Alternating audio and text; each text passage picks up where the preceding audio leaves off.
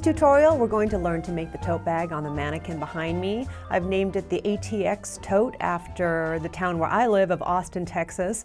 And I named it that because we are one of the cities across the world that has banned plastic bags. You can no longer get plastic bags in the grocery store anymore, and I think everyone I know has adapted really well, and we just grab our fabric bags on the way to buy groceries and without any trouble. And you can always tell the crafty people because we have the nicest looking shopping bags, of course. And this bag uses Luette Euroflax Sport yarn. And this is really the perfect yarn for this bag. I'm pretty excited about it. If you've never used linen yarn before, this is regarded as the nicest linen yarn on the market. It is wet spun from long fibers, making it really, really smooth to work with and durable. And the durability is nice. It makes it machine washable and dryable. And the durability and stability of the yarn, because there's no give to it, makes it really perfect for a tote bag because you can load the bag up with stuff and it won't stretch out all over the place like it would if you knit from a fiber with more give to it. You do get the natural give of the knit stitch, but mostly the bag is going to hold itself together really well. And having a machine washable and dryable tote bag is really nice.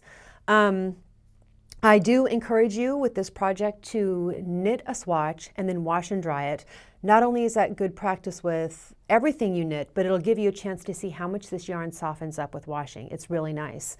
The Euroflax yarn comes in a ton of beautiful colors. I think you can probably close your eyes and just pick 2 colors and have it make a really nice tote bag and look really good, just 1 hank of each. If you'd like to get a copy of this pattern to follow along, you can click the link in the video description field just below the video on YouTube, and I'll also give you a link here on screen. All the information to find all that is on my website, including links and information to everything I show you here in this video. With this project, the very first part of the project is the very hardest, like so many projects that we cover.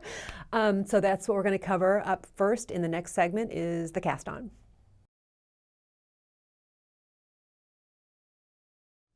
We're ready to get started with the tote, and I didn't show this in the last segment, but here is the yarn that I used for my tote bag. Just 1 hank each of the Euroflax Sport in navy and Caribbean blue. That's what I used, and I like the way that worked out. I started with the dark color, which is the main color, and then went up into the lighter color until the straps were also the lighter color. But you can do it either way. I'm sure whatever you end up doing with any of their colors would look great. Now the first part of this bag starts with the center bottom of the bag and expands out, which means that we're going to have very few stitches on double pointed needles, and we're going to start with 4 double pointed needles. And I'm sure the first question that people are going to ask is, why can't I just use 3 double pointed needles or magic loop? If you want, you can. Really, 4 double pointed needles is the easiest way to do it. It's the easiest way to keep count, and once you get past the first few rows, it's a breeze and it's not hard at all.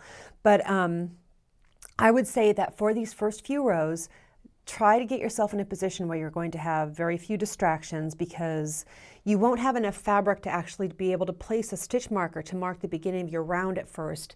So you actually have to keep track of the number of stitches you have. And you'll see what I'm talking about. It's not very many stitches, but if the cat's jumping in your lap and the phone's ringing, whatever, you'll lose track, and it's easier just to finish it and to get those first few rows out without distractions. The other thing is that I've taught dozens of people in person to knit with 4 double pointed needles on with very few stitches. And I'll tell you what normally happens. It happens with about half the people, I would say, is they try it once, they get it, and then they end up, 10 rows or so into the project, and they decide, I'm going to do this again. That was like my practice. I'm going to do this again. I can do a better job now that I understand what's happening. So just so you know, if it doesn't look great on the first try and you want to rip it out and try it again, that's what a lot of people do. I totally get it, because it does seem like a lot going on when you first start, but then you get it, whatever. Okay, let's get started with this. Again, all the tools that you need and everything is all listed out. on my website, and the link to that is in the video description field below. I'm going to be using much bulkier yarn and bigger needles for the purpose of demonstration here. Let's see. Okay, I'm going to be using this bulky blue yarn so you can see what I'm doing, and we actually need 5 double-pointed needles. Most double-pointed needles come in a set of 5, and we're going to use all 5 this time. And I'm going to use the long tail cast on to cast on to 4 of these needles. So I'm only casting on 8 stitches, so I just need to leave myself a little bit of a tail. And I'm going to use the long tail cast on the way I like to do it. I'll give you a link here to my long tail cast on video. If you use the slingshot method, you can do it that way too. I think this way is a little bit easier. Your first stitch is a slip knot, and then I'm going to start with the next one. You wrap it around your thumb, put the needle in the loop on your thumb, wrap the needle and flip that over and tighten it up. Again, my video on this cast on goes a bit slower, but if you're already familiar, this is how it's going to go.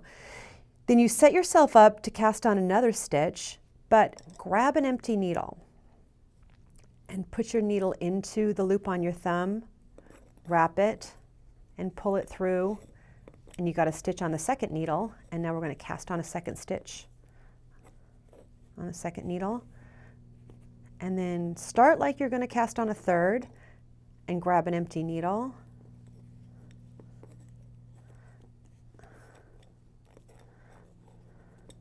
and cast on a second one there,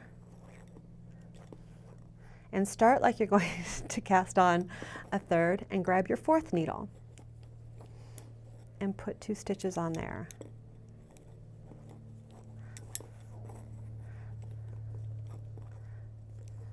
Okay, this is where it really starts now.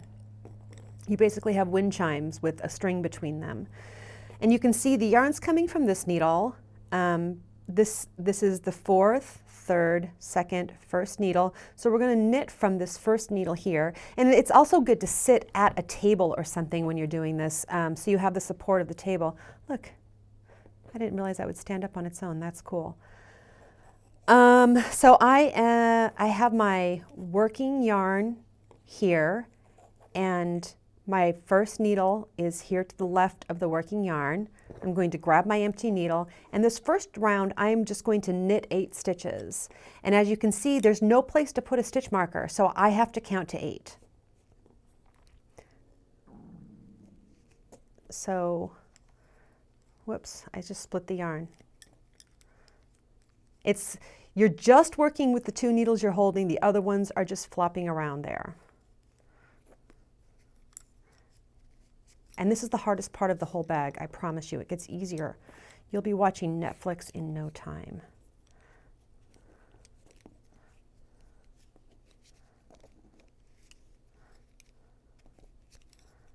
And the next needle kind of just comes right up.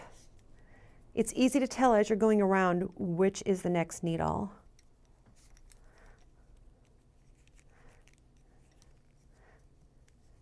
And this is 5, 6, and here we go with the last 2.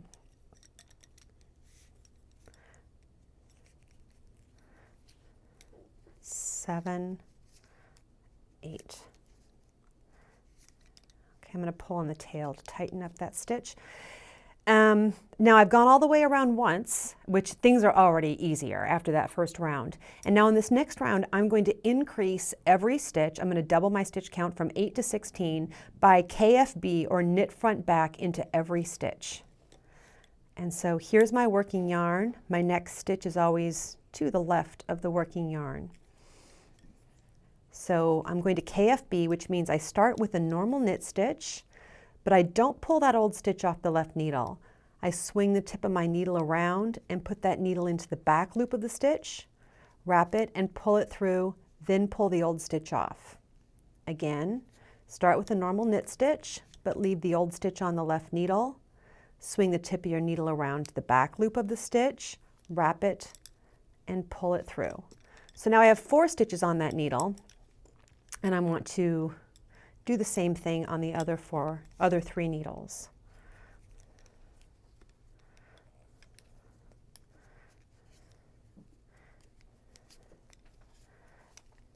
And this time it's easy to tell where the beginning of your round is, because once all of the needles have 4 stitches on them, you've gone all the way around. And soon enough, we will be able to put a clippy marker in to mark the beginning of our round.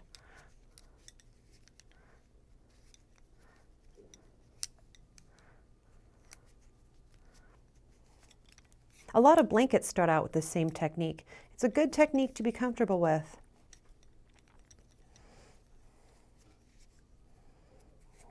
Okay.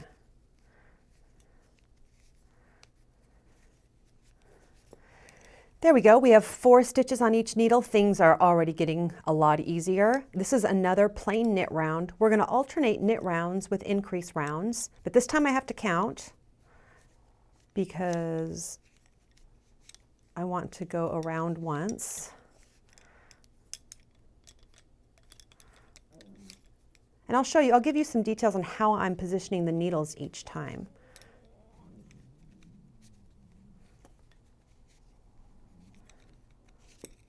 When I come up to the next needle, I like this next needle to be under the needle after it, because I like the leverage that way. So I let this needle be on top, and the 2 working needles I'm holding are underneath everything else. It's really a personal preference.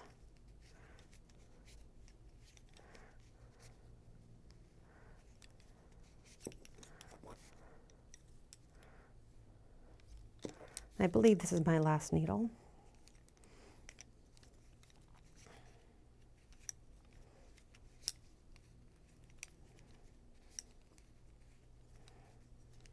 Okay. Yes, that's my last needle.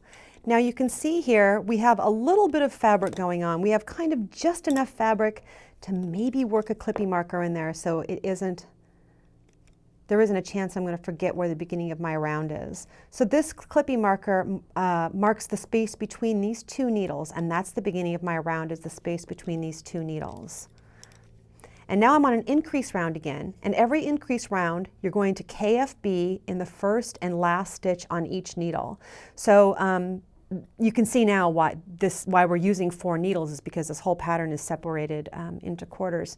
So KFB, knit, knit, KFB, and then the stitches between the 2 KFBs is going to grow as the circle gets bigger and bigger. So KFB, knit, knit, KFB. And this is all very clear in the pattern.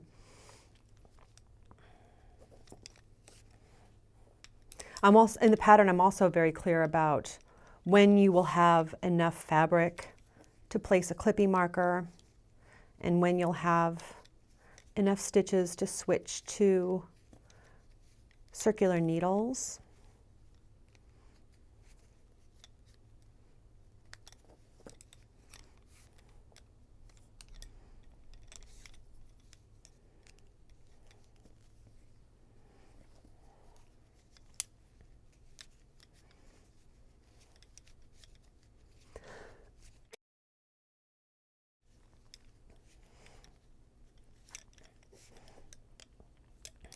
And now I can see this is the last needle because, whoops, there's the end of there's my marker at the end of the row.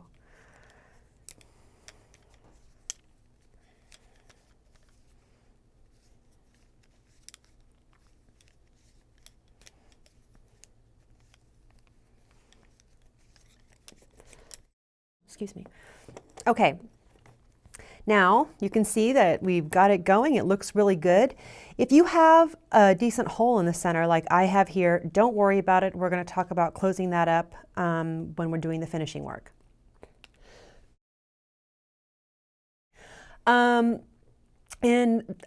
Keep following the pattern to get the size you need for the bottom of the bag.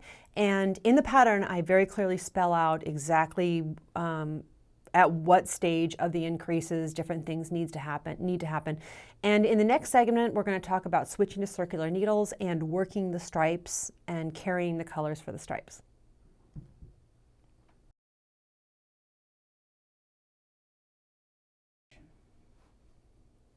If you've made it to this segment, that means you've made it through the most difficult part of the whole bag, which is the first few rounds. In this segment, I'm going to show you how to switch to circular needles after you have enough fabric and how to work the stripes and everything else. Let's get right to it. Here I have, of course, big bulky yarn and big needles, but this is what you'll have after you've worked on the pattern for a while. You'll have more fabric, and I'm ready to switch to 16-inch circulars. And the pattern tells you can use magic loop. I'm going to demonstrate on 16-inch circulars. The procedure's the same either way. So this is how you switch to circular needles for really any project. This is how you switch needles for any project you're working on. Instead of just sliding all the stitches over onto the new needles, you just knit right onto it. So this is my next stitch here, and I'm just going to grab the circular needles I want to use and knit from the DPN onto the circular needle, no problem.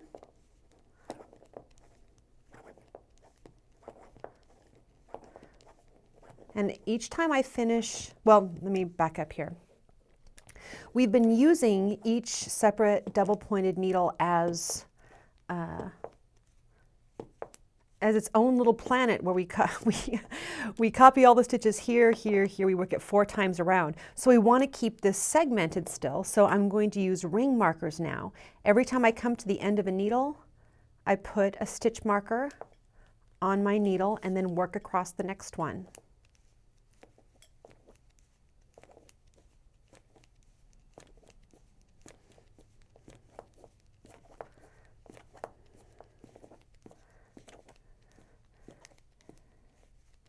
And every time I finish with a double pointed needle, I just put it down because I'm done with those. Grab another ring marker.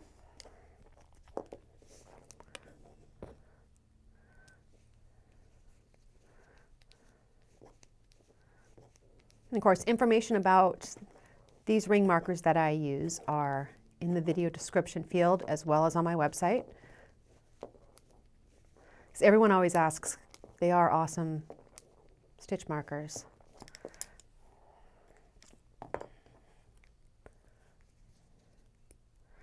Okay, just one more here.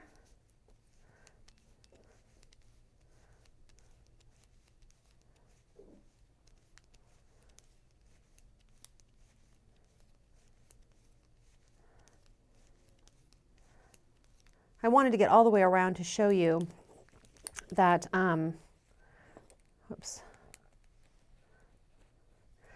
get all the way around to show you that the beginning of the round, if we're just using the same stitch markers, you won't be able to tell what is the beginning of the round and what is just one of the segments. So if you have your clippy marker still in place, you can just leave it there and you know that this is the beginning of your round, and just use another ring marker.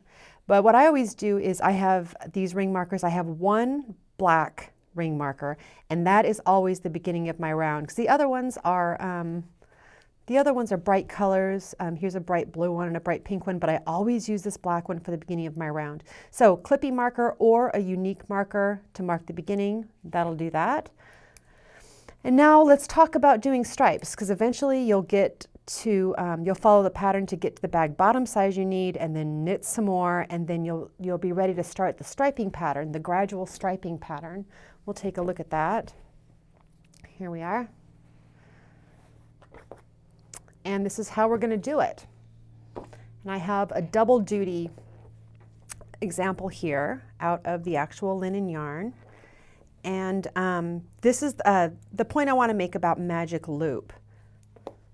If you are using magic loop, meaning that you have, let me get this straightened out, meaning that you are using a long circular needle and have extra cord sticking out so that you can knit a smaller circumference on this long needle, magic loop is an awesome way to go for this bag if you don't have the shorter circular needles you need. But I'm going to make one suggestion. First one is to keep the dogs and their hair away from the work. And here's a second suggestion. A lot of times you'll want the extra cord to stick out at the beginning of the row, beginning of the round, and maybe at the midpoint where you also have a marker. But I'm going to suggest that you don't, because the place at the beginning of the round is where we're going to be attaching the new colors of yarn. And the place where the cord sticks out, like here and here, is it can cause tension issues. And so you want to be careful and watch your tension there. The point is we don't want too much going on at the beginning of the round. If you have the cord sticking out there and you're changing color there, you have two potential situations for tension issues. So I'm going to tell you to either pull out the extra cord in somewhere else in the work, either in one spot or two. I usually like to just have one spot of extra cord sticking out when I'm doing magic loop and not two. And then every time I knit up to this spot with the extra cord, I just pull it out somewhere else, just not at the beginning of the round. And the thing I wanted to show you here is exactly how to attach the new yarn. You just put your needle into the next stitch, grab your second color of yarn, and leaving yourself about a 6-inch tail, fold that over and wrap it, just loop it around the back needle and pull that through, and your new yarn is attached. At that point, you can knit your stripe with the new yarn. It's that easy. And then because this yarn is so stable and awesome, I recommend taking the tail end of the new yarn and the old color of working yarn and tying a double knot.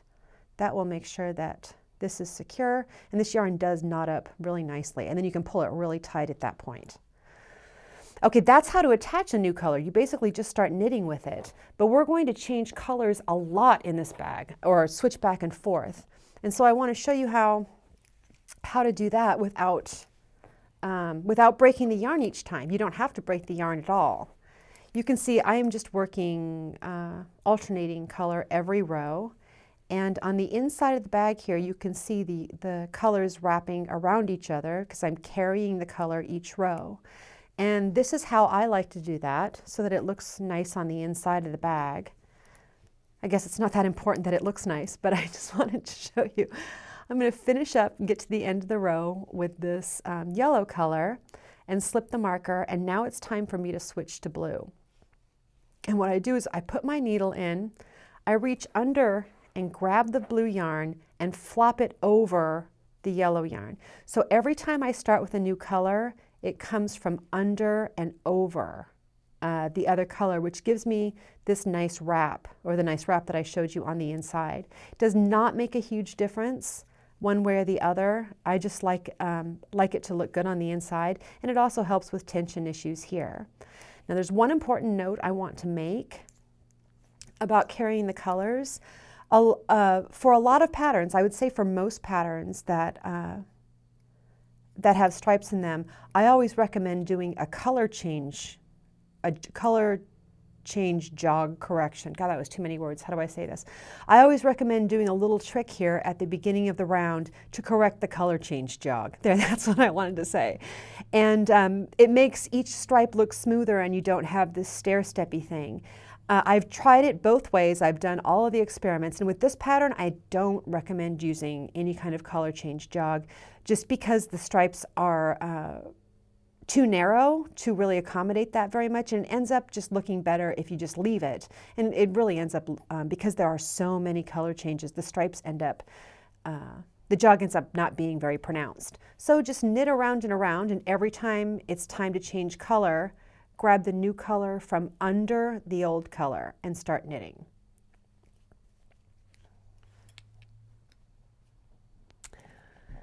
And that's most of the bag, is that you're going to be knitting the stripe section. And in the next video, I'm going to talk about binding off for knitting the straps and the rest of the straps.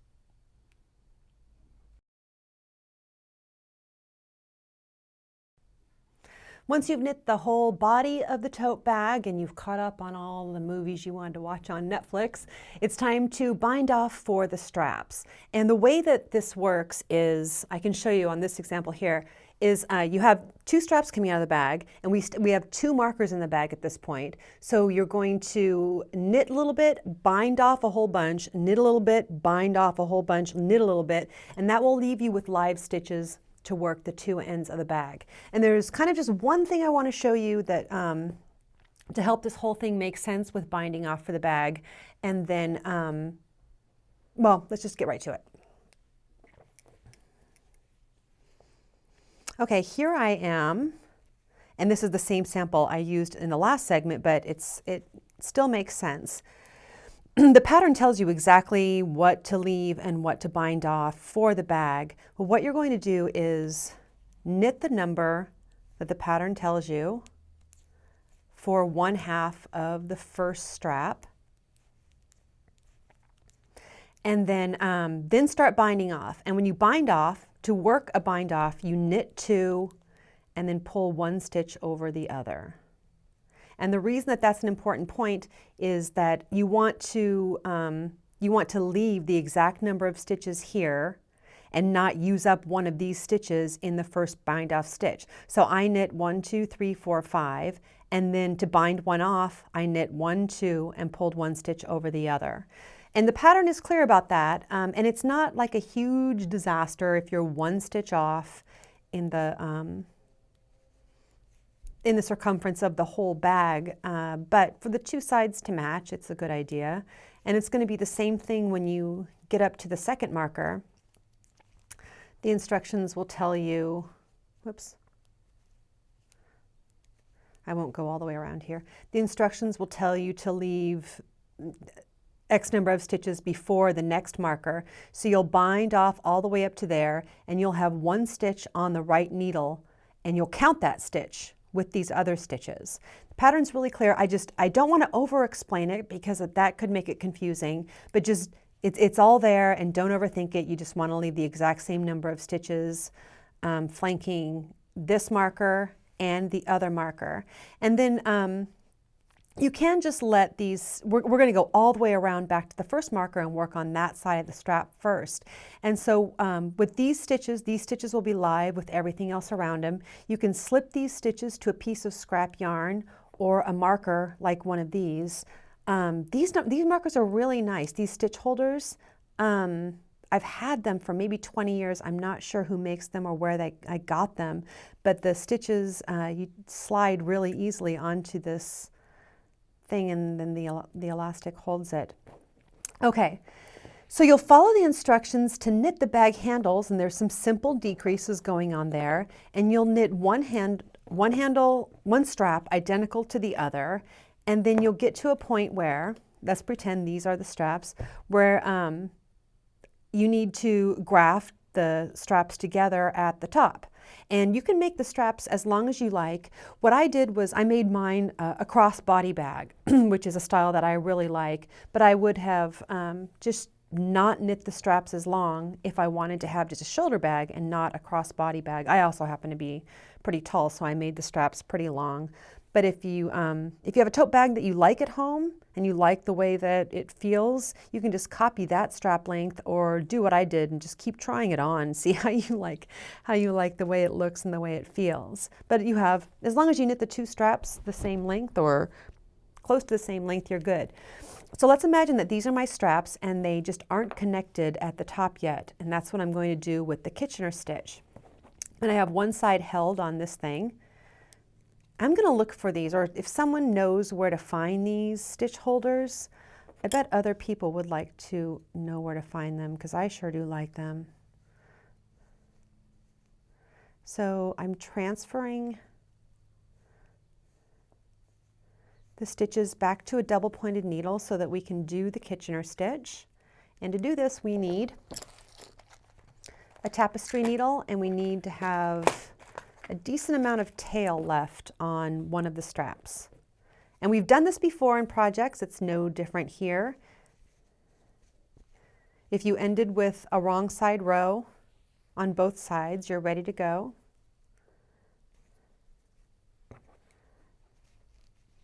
You start with a setup. There's a little chant that I'm going to show you. If you've watched my videos before, I have my Kitchener stitch chant that I always do. But the very first thing we're going to do is to purl through the stitch on the front needle and knit through the stitch on the back needle, but just leave everything as it is. Now we start the chant. On the front needle, go in as if to knit, pull that stitch off, go in as if to purl, leave that stitch on. On the back needle, go in as if to purl, pull that stitch off, go in as if to knit, leave that stitch on. So it's always front, front, back, back, front, front, back, back. And the chant is just one front, front, back, back. So here's what I say. Knit off, purl, purl, off, knit. And then give it a good tug after you finish the chant. Knit off, purl,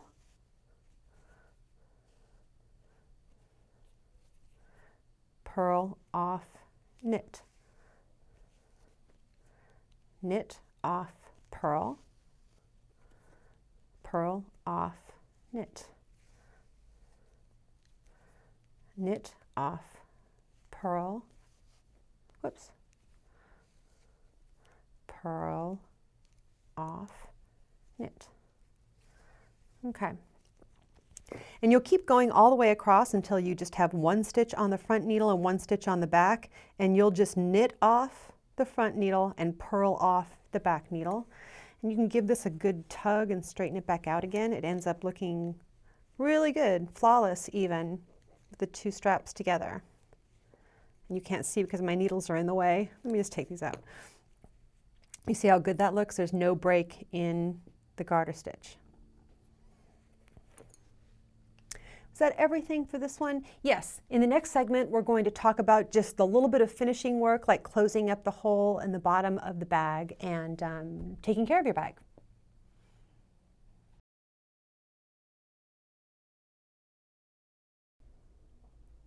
Now we just have a bit of finishing work to do on the bag, not difficult. The first thing I want to show you how to do is how to weave in the ends and secure them with knots so they're not going to come undone even with machine washing and everything else. This is a technique that I use anytime I'm using a yarn that is not wool, or even if it's superwash wool, because wool sticks to itself really nicely when you weave in the ends and it's not going to go anywhere. But when you're using a plant fiber yarn like this tote bag, you need to give it an extra little thing, and that's what I'm going to show you how to do first. Let's take a look.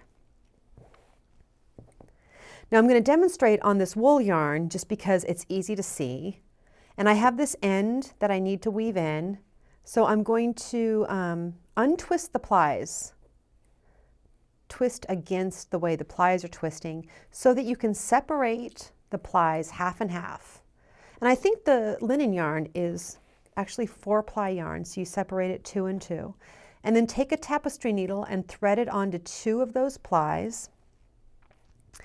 And just go under the closest loop with those 2 plies.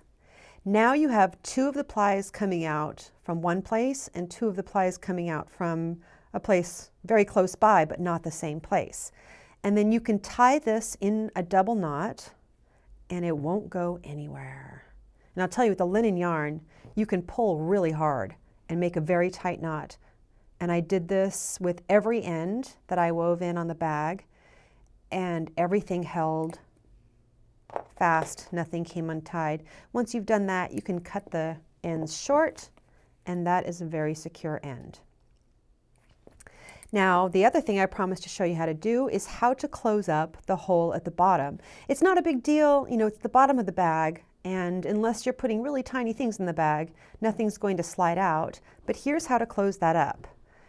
You have the end coming right from there. You need a tapestry needle. And you see that you kind of have this, like, you have the slip knot there, and then you kind of have this twill design going around. If you go up and under the stitches around in that twill design, I hope that makes sense, the twill design, because that's what it looks like to me. But you see those stitches. You go up and under each one of those. I'm going to do one more. Let's bring it back. And then pull, pull, pull. It tightens up like that into a little flower. I'm going to poke it back through to the other side so I can weave in the end. Then give it another tug, and that is totally closed up and it looks great. And then back here, I would just weave the end in a little bit away from the center because you don't want to create any bulk at the very center there because it's already kind of a lot going on. And then do the same technique of untwisting the plies and tying a knot with that end. The last thing I want to talk about is washing and drying the bag. The colors in these yarns, in this Euroflax yarn, the colors hold really fast, so I had no issue with color bleeding, even though I machine washed and dried this bag. And when you are finished with the bag, you'll pull it out of the dryer, and it'll feel great. It's all of a sudden really soft.